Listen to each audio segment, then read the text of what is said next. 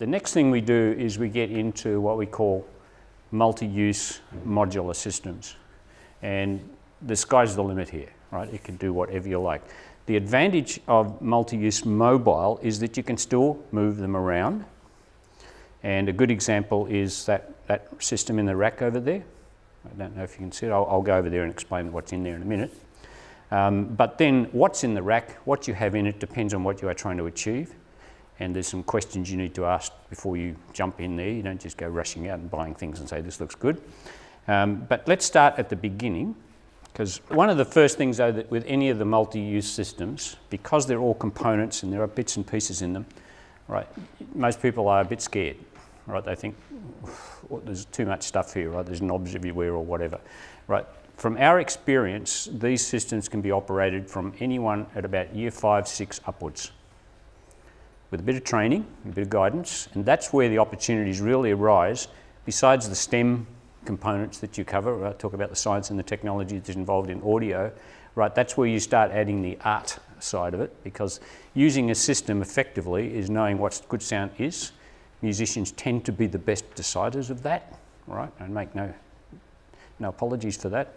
But also there's the collaboration, the teamwork, coordinating it all with whether they're presenters, performers or whatever, right? They will get all this stuff out, they will plug it all in, right? Which is not hard, by the way, if it's assembled right in the first place, and they will operate it extremely well.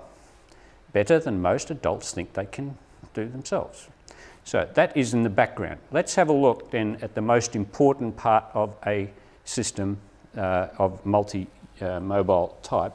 Number one, as I mentioned before, the acoustics are number one. In any sound system, the acoustics will be the defining factor of how good the system works. Right? You can't change that easily. So be aware of that. Where do you want to use this thing? What are the sort of places that you want to use it? Because that will define the problems that you've got to face. The next most important thing is the speakers.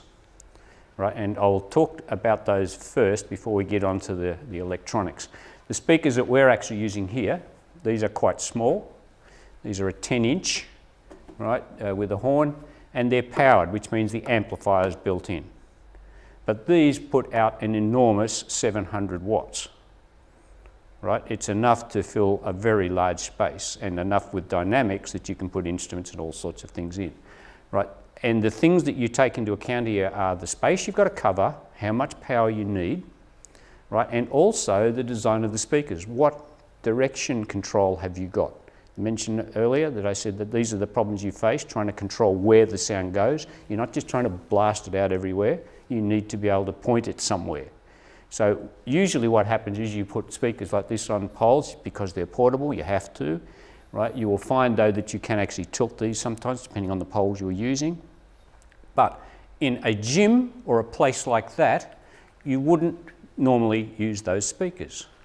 You would most likely use passive speakers without amplifiers. And why do you say that? Is because if something does, and the unlikelihood of going wrong, there's nothing worse than having to get up to a speaker that's 5 meters in the air. It's not going to happen, right? You just won't use the speakers for the next 6 months. That's what will happen, right? So usually passive speakers are what you would put in a gym and install them, because you can get them up very high. You can decide where you've got to focus, and what you want is all the sound from those speakers hitting the listeners in the ears, not hitting the walls or the ceiling or the back wall, and not coming back on the stage, hopefully, if you've got a performance to look after or a presenter. You need to have those speakers in the right position and the right type of speakers that point in the right direction so you control where the sound goes. That will make a huge difference in a bad space. Then you simply plug in the electronics, which is the rest of the system we'll be talking about, to those speakers. Plug on the wall, you plug into the speakers and a power point, and that's it. You don't have to put the speakers up every time, but the same system in the rack, the electronics, can then be taken anywhere with portable speakers to use it in any space, right? And the only compromise there is that if you're in a bad space like a gym and you've got to do it portably, and I don't know if there's no one in this room that I know. I went out to a school 2 days ago with exactly that, right? The poorest school had to lug all of their PA gear, which was quite reasonably good, into a large gym, and it was horrible. Plus until 3 years ago. Yeah. You until 3 years? There you go. So that's the nature of those sort of places. So let's have a look at the next most important thing. You've got the speakers. The next most important thing is the amplifier, because the amplifier is going to drive the speakers.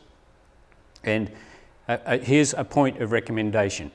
If you have 500 watt speakers, for example, right, you do not use a 500 watt or a 400 watt or a 300 watt amplifier.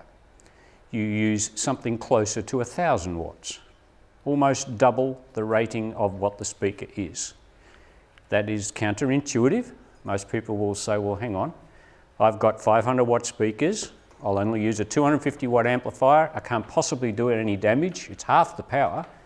Wrong. You are very likely to blow up the high frequency drivers, the horns in those speakers. Right, the high frequency drivers here at this part up the top. Sorry, Dave, follow me. Right, and what happens is, I won't go into all the technical reasons, is that when you are driving an amplifier which is underpowered, you drive it hard to try and make the speakers work, right, what happens is it clips, and that puts an enormous amount of energy into the high frequency driver that you do not hear. Right, it's way past your hearing. All you hear is suddenly all the highs go. You say, oh, that's a bit muddy, it's a bit muffled. It's because the high frequency driver no longer works. If you used a 1,000 watt amplifier and a 500 watt speaker and turn it up too far, right, you will hear the lower frequency driver going sounding absolutely horrible long before it does any damage, and turn it down. Right? Yes, you could blow up the speaker if you're silly enough, if you're really determined, but normally because you hear that problem, you turn it down. And if that's not loud enough for the space, you change the speakers in the amplifier. That's a different problem. Right, so that's a piece of advice which I strongly recommend. We see so many people do it the other way around. Let's move over now to the rest of it. We've now got the speakers, we've got the amplifier, sometimes inside the speakers. Of course, the ones inside the speakers perfectly matched. So you don't have to worry about that, right? That's all looked after for you. And the other thing too with amplifiers in speakers, they also have signal processing that adjusts the contours, as we call it, so that everything sounds just the way it should through those speakers, as long as what you put in is good. I can't compensate for that, right? Garbage in, garbage out.